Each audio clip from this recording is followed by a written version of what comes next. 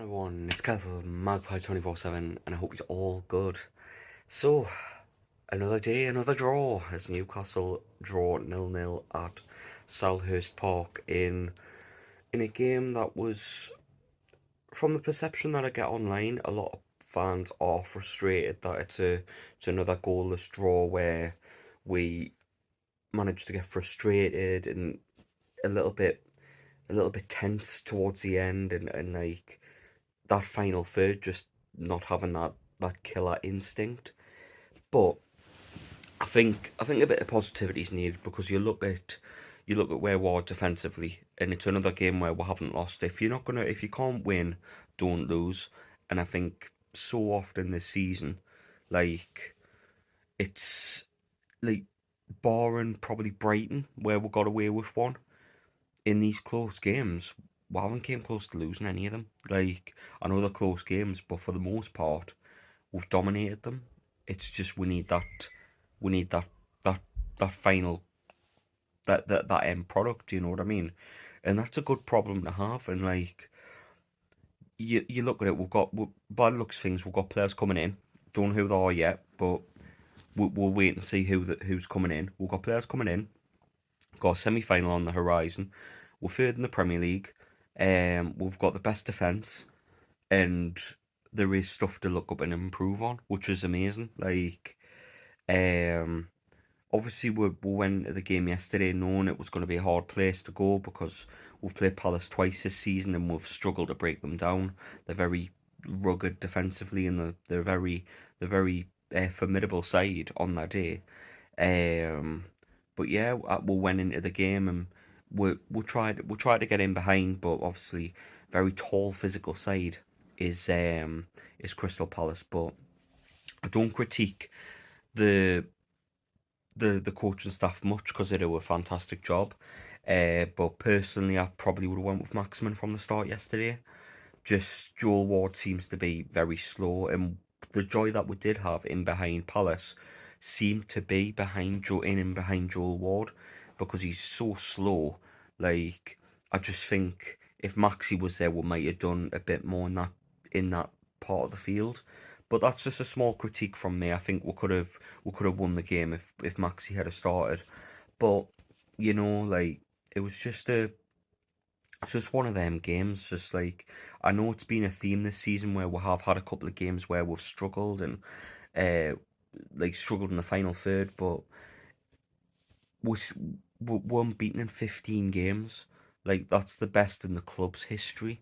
Like, I've never seen a Newcastle team as hard to beat as this one.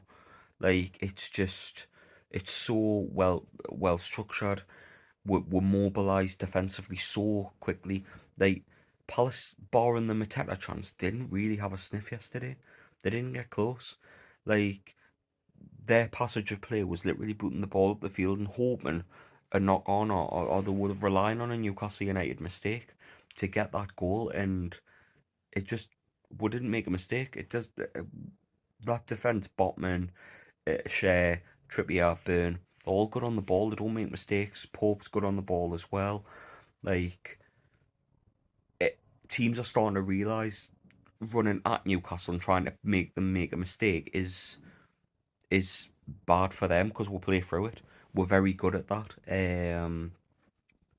But yeah, it in terms of the game itself, there's not really much to talk about. I know there was a chance from Wilson, a chance from Isak, um, and they were very poor shots at goal. But I think in the grand scheme of things, we just need to look at the bigger picture. Like, yes, it's a draw. It's not the greatest of results, but even Man United, who were competing within that in this part of the table, went to Selhurst Park and couldn't get a result as well.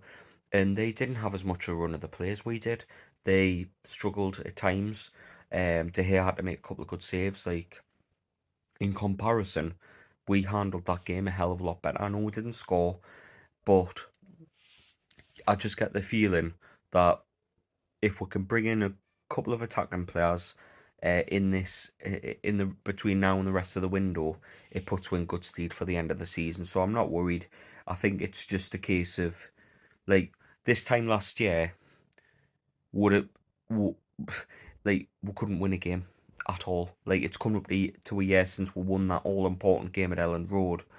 Um, Last year it's coming up to that, and we're a year removed from it, and we're third in the table.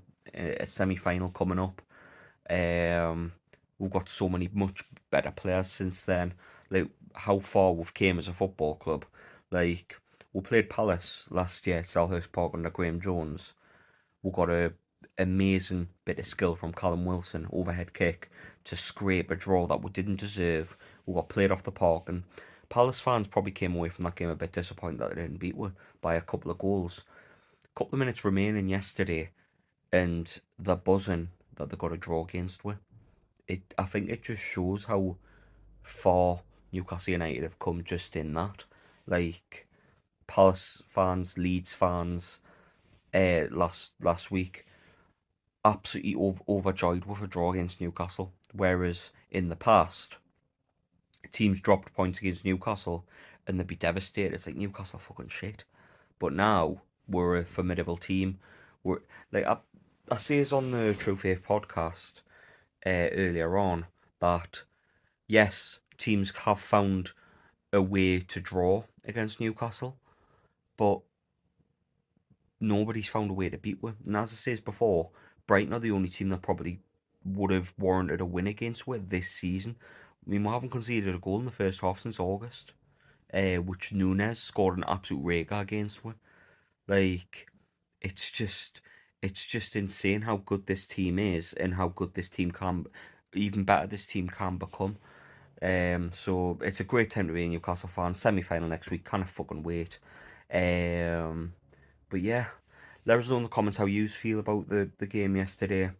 It's for me, it's a case of don't panic, move on. Plenty of games still to go. Plenty of signings still come through the door. So for me, good time to be a Newcastle fan. Draw and move on. Cannot win them all. If you cannot win, don't lose. That's the main thing for me. But yeah, leave a comment below if you enjoyed this one. Leave a like on the video as well. We're at one. I think we're 1,300 subscribers, which is fantastic, by the way. We're at like 500 at the start of the season, so the help from you all has been amazing. So a massive thank you to all of you. Some big news coming up soon, Magpie 24/7 related. Um, Me and Paul are just working some things out with the announcement that we'll have, but it's really exciting for Magpie 24/7. I really hope it just takes it just puts you up a level in terms of what we're doing right now. But we really appreciate the love and the support that we've had from everybody. For Magpie 24/7, we've kept the the just the same way we've approached everything. Really, just we're two fans. We don't pretend to be anything that we're not. We don't pretend to be Sky Sports. We don't pretend. We're just two fans who give our opinion, and we really enjoy that aspect of just being fans and enjoying the football and the content writes itself around the football club really. But yeah, I'm babbling again, so I'll love yous and leave yous for now. And thank you for watching this Magpie 24/7 video. Check out all the socials if you haven't seen them on Facebook, Twitter, TikTok, Instagram. They're on all them as well. So drop them a follow if you haven't already. And yeah, I'll stop babbling now and catch you on the next one. See you later, everyone. Bye for now.